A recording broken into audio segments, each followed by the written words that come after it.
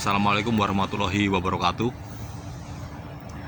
Ya, untuk sobat semua, ini adalah cerita ketiga di channel Dongeng Malam, dimana dalam cerita kali ini saya akan membawakan kebetulan cerita favorit saya, karena vibes-nya atau suasana itu cerita dari era 70 atau 80-an, dimana cerita atau kejadian mistis saat itu tuh cukup langka dan tidak mungkin terulang lagi untuk saat atau era sekarang ini. Ya, kejadian ini, cerita ini saya dapat dari almarhum nenek saya, dan kebetulan kejadian ini menimpa keponakannya. Yang keponakannya ini bertempat tinggal di sebuah kampung yang posisinya kampung tersebut di posisi sisi selatan Jawa, yaitu tepatnya sebelah Jawa Tengah paling timur dan dekat Jawa Tengah paling timur dan Jawa Timur paling barat. Kalian bisa bayangin lah, itu perbatasan ya. Nah, untuk nama desanya sengaja saya rahasiakan karena privasi ya. Dan satu lagi catatan untuk posisi kampung itu sendiri, posisinya dekat dengan hutan, jadi banyak gunung-gunung kecil gitu, dan di situ masih banyak binatang buas, terutama harimau, atau warga setempat menyebutnya macan ya.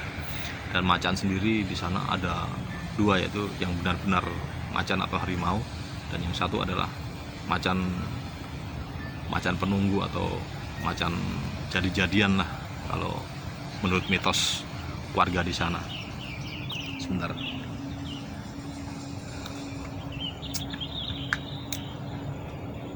Dan kejadian ini bermula dari, sebut saja namanya Pak Mo ya. Pak Mo ini mempunyai anak yang berusia sekitar 8 tahun.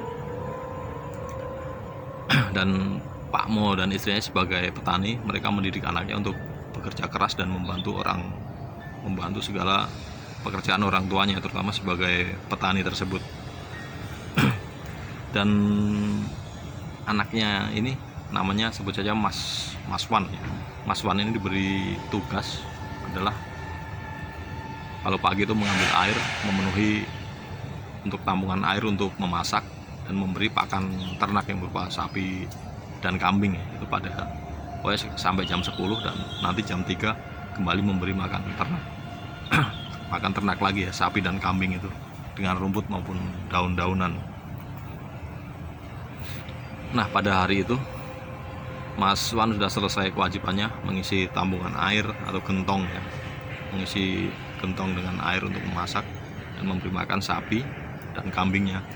Kemudian jam 10, karena sudah selesai, dia diajak teman-temannya untuk berburu burung ya, ke hutan, ladang yang agak hutan gitulah pokoknya, ke gunung-gunung.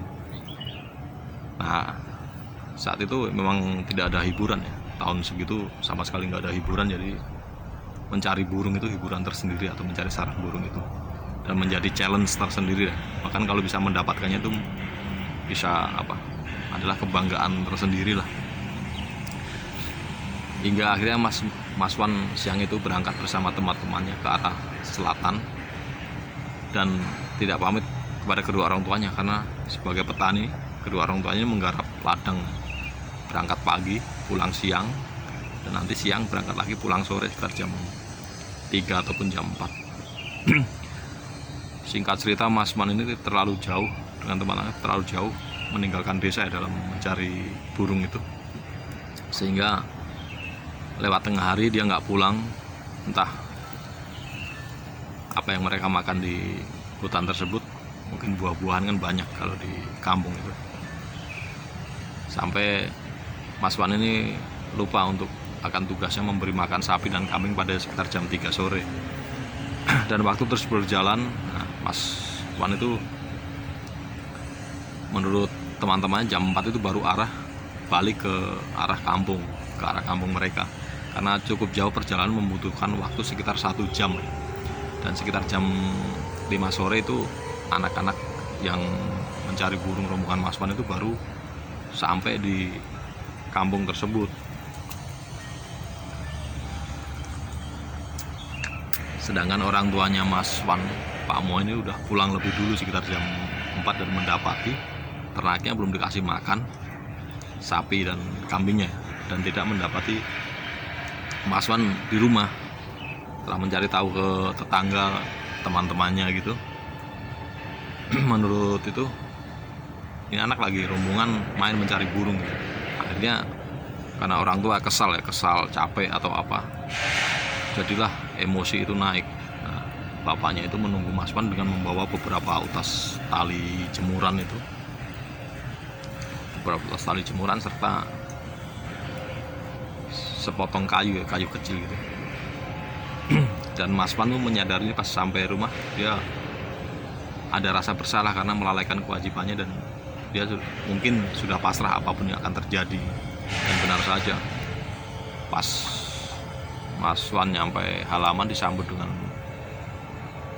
omelan aja yang diomelin, semua kata-kata ini keluar semua. Karena pada zaman dulu itu cara orang tua mendidik anak itu kadang-kadang keterlaluan ya. Maksudnya apa yang diucapkan atau apa yang dilakukan itu banyak yang melebihi batas. Karena waktu itu belum ada penyuluhan atau pendidikan cara mendidik anak gitu ya, batas-batasannya belum ada. Dan sampai di halaman, Mas Wan pun disabet bapaknya berkali-kali, buak, sampai Mas Wan meraung-raung kesakitan dan minta ampun. Nah, ternyata nggak cukup sampai di situ ya. Ibunya yang dari dalam tahu Mas Wan udah pulang, ikut meluapkan emosinya dengan sama sepotong kayu juga disabet, buak. Mas Wan sampai nangis meraung-raung, tapi tetap aja nggak didengar oleh orang tuanya. Sampai kemudian pada puncaknya Pak Mo ini menyeret anaknya ke teras paling ujung sebelah kanan. Kan rumahnya menghadapnya ke selatan. Rumah orang dulu bahkan menghadap ke selatan, pantai selatan. Dibawa ke sebelah kanan, itu posisi sebelah barat. Nah, di sebelah barat rumah itu udah hutan, depannya juga hutan. Nah, Mas Wan diikat di situ, tangannya diikat ke tiang teras, kakinya juga diikat, dan perutnya, bagian perut juga diikat sama bapaknya dan dihadapkan ke arah barat atau ke arah hutan. Entah maksudnya apa, mungkin biar merasa takut atau bagaimana. Nah, posisi waktu itu sudah hampir 5:30, karena sebelah barat itu ada gunung kecil, jadi sinar matahari sudah terhalang gunung dan pohon-pohonan yang saat itu cukup masih lebat, besar-besar dan rimbun. Jadi suasananya udah mulai ngeliup gitu, udah mulai gelap. 5:30 itu setelah selesai mengikat anaknya, si Mas Wan itu tetap meraung-raung, menangis lah, merengek, minta dilepaskan, tapi tetap nggak didengar. Akhirnya karena gelap, bapaknya menyalakan lampu ting atau lampu minyak untuk taruh di teras bagian tengah. Terangnya nggak seberapa sih, nggak terlalu terang, hanya sebagai biar kelihatan ada sedikit cahaya membantu penglihatan. Selepas itu pun kedua orang tuanya masuk, posisi hampir maghrib. Nah, ibunya keluar dan membuka pintu lagi sambil berucap, "Wes kowe neng kono wae nganti pangan macan sisan." Atau kalau bahasa Indonesia, "Udah kamu di situ aja, biar dimakan macan sekalian," sambil masuk. Mas Wan pun tetap menangis merengek-rengek hingga akhirnya sekitar selepas maghrib, Mas Wan kali ini berteriak, "Pak, Mak, tulung, anak lorek-lorek aku wedi, anak loreng-loreng aku wedi." Nah, teriakannya itu kalau di bahasa ini, "Bapak, Mama, tolong, ada loreng-loreng, apa itu? Aku takut." Nah, pada saat itu orang tuanya mengira bahwa itu hanya berpura-pura supaya Mas Wan itu dilepaskan atau diampuni dari hukumannya saat itu kan. Tak lama berselang, sekitar 20 menit kemudian, si Mas Wan ini kembali berteriak, "Pak, tolong, ada macan Pak, tolong lepasin Pak, aku mau masuk Pak, tolong Pak, ampun Pak, ada macan Pak." Dengan teriakan seperti itu, ibu dan bapaknya yang sedang di dalam rumah, entah mereka makan atau istirahat ya, Ibunya kembali teriak dari dalam, itu macan biar makan kepalamu, bahasa Jawanya itu. Tapi macan gen mangan dasmu. Nah, selang beberapa menit terdengar lagi teriakan, tapi kali ini menurut kedua orang tuanya teriakannya beda. Teriakan Masman itu antara ketakutan dan kesakitan, bukan karena merengek. Tapi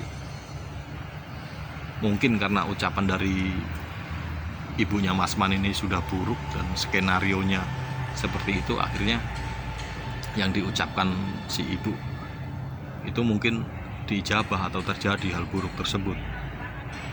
Dengan teriakan kesakitan Masman itu, mereka mengira itu tetap ini anak pura-pura biar dilepas, biar dibawa masuk, biar dilepasin ikatannya gitu. Nah, pas sekitar jam 7 lewat, bapaknya inisiatif ingin menyudahi hukuman tersebut kan. Akhirnya bapaknya keluar, buka pintu tengah, terus nengok ke kanan yang dimana Masman diikat. Nah, dari situ kan emang cukup minim pencahayaan ya, karena belum ada listrik, hanya pakai lampu minyak tadi. Dia masih melihat anaknya dengan ikatannya, masih tangan terikat, perut terikat dan kaki terikat, tapi kepalanya lunglai ke sebelah, keluar dari garis tiang gitu. Nah, si bapaknya ini mengira Masman hanya pingsan, karena dia memanggil ibunya, "Bu, si Wan semaput, ayo gue melebu gitu. Bu, si Wan pingsan nih, ayo kita bawa masuk." Akhirnya ayahnya duluan menuju ke tiang tersebut. Nah, pas sampai di sana banyak sekali bercak-bercak seperti basah-basah gitu kan. Cuman warnanya nggak kelihatan karena kan nggak cukup pencahayaan.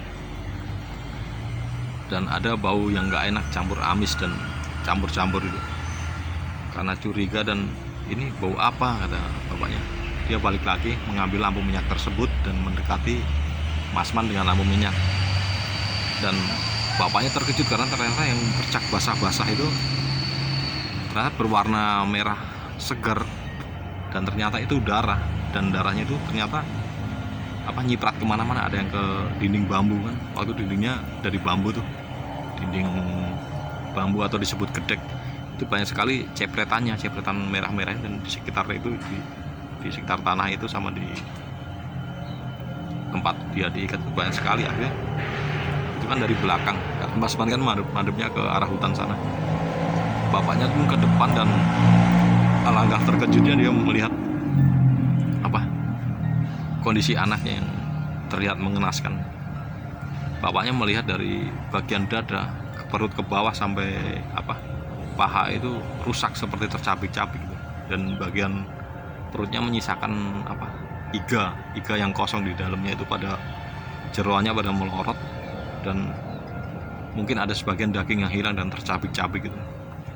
Karena panik dan tidak tahu apa yang sedang terjadi ini, langsung memanggil ibunya, "Bu, Rene cepet bu, mbokmu, Rene cepet." Nah, begitulah zaman dulu manggilnya mbokmu, kalau enggak bu, tapi mbokmu bayangkan. "Anaknya piye iki? Kena apa anak iki? Bu, sini bu, anaknya kenapa ini?"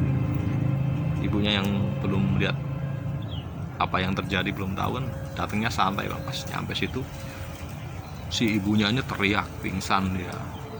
Nah, dari teriakannya itu ternyata terdengar sampai ke tengah desa, karena waktu itu kan zaman dulu belum ada polusi suara, dan teriakan itu akan jam segitu akan terdengar nyaring sampai kemana-mana, sehingga mengundang rasa ingin tahu warga, dan mereka berbondong-bondong menuju ke selatan, ke ujung desa, ke arah sumber suara tersebut, karena rumahnya Pak Mo ini kan di ujung desa, sebelah selatan paling barat.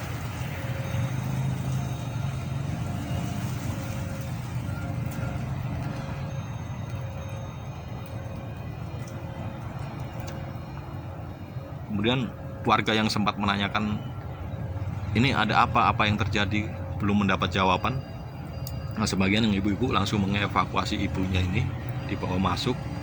Dan karena Pak Mo ini juga masih masih shock, belum bisa apa-apa. Akhirnya warga inisiatif memanggil tetua-tetua desa ya, sesepuh lah, yang akhirnya diputuskan itu ikatannya anaknya itu dibuka semua, terus banyak kondisi daging-daging yang sempal-sempalan tuh, cecer-ceceran itu dimasukin ke perutnya dan dibawa masuk, digelarin tikar di atas balai di dalam lah, kemudian dirawat. Nah, si bapaknya udah mulai bisa menguasai diri dan mulai bercerita, mulai dari awal Masman datang disabet, terus diikat, terus sampai ibunya bilang biar dimakan macan, sampai si Masman teriak-teriak ada loreng-loreng, tolong ada lihat ada macan, sampai teriakannya sampai tak terdengar lagi, sampai pas bapaknya ngecek keluar ternyata kondisinya sudah seperti itu. Nah, dari situ warga mengambil kesimpulan bahwa bener ini Masman dimakan macan, tapi entah itu macan beneran atau perwujudan dari sumpah si ibu tadi, atau doa buruk dari ibunya sendiri, bisa dibilang kutukan ya, atau kutukan atau apa gitu. Akhirnya malam itu jenazahnya di Masman dirawat dan dikebumikan untuk esok paginya.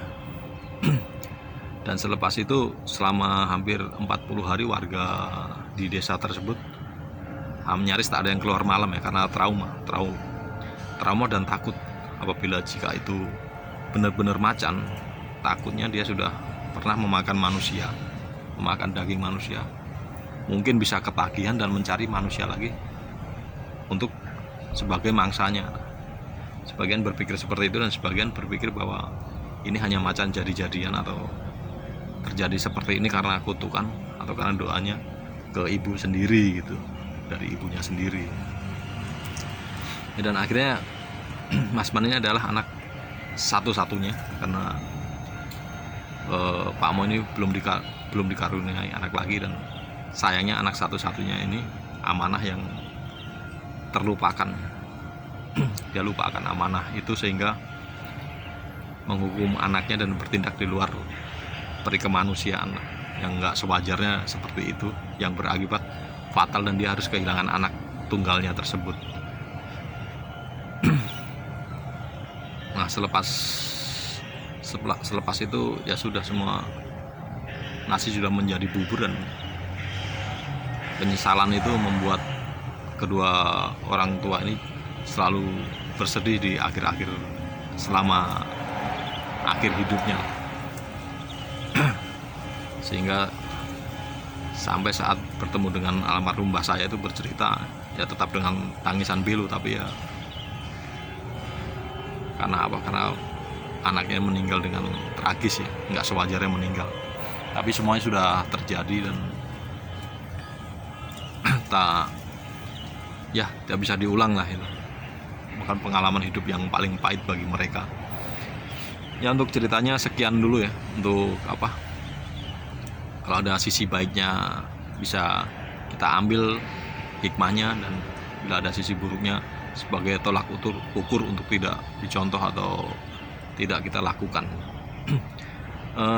Dan satu lagi, ini ada salah satu cerita mistis yang sebenarnya saya sangat suka karena vibesnya kan tahun 70-80an gitu, jadi sekalian nostalgia untuk cerita seangkatan saya di zaman itu dapat banget. Dan bagi sobat semua yang punya pengalaman horor atau cerita mistis yang ingin dibawakan kembali atau diceritakan kembali di channel Dongeng Malam untuk sebagai nostalgia atau untuk hiburan, bisa kirim ke saya dalam format teks ataupun tulisan maupun format audio ke alamat emailnya di jackminator@gmail.com, atau nanti pada video terakhir saya sertakan untuk alamat emailnya ya.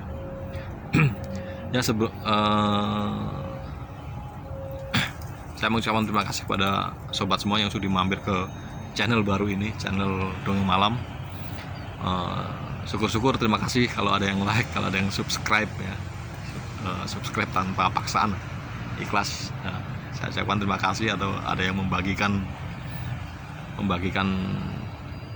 channel ini ya, saya ucapkan terima kasih. Terus semoga sobat semua diberikan kesehatan dan rezeki yang berlimpah ya.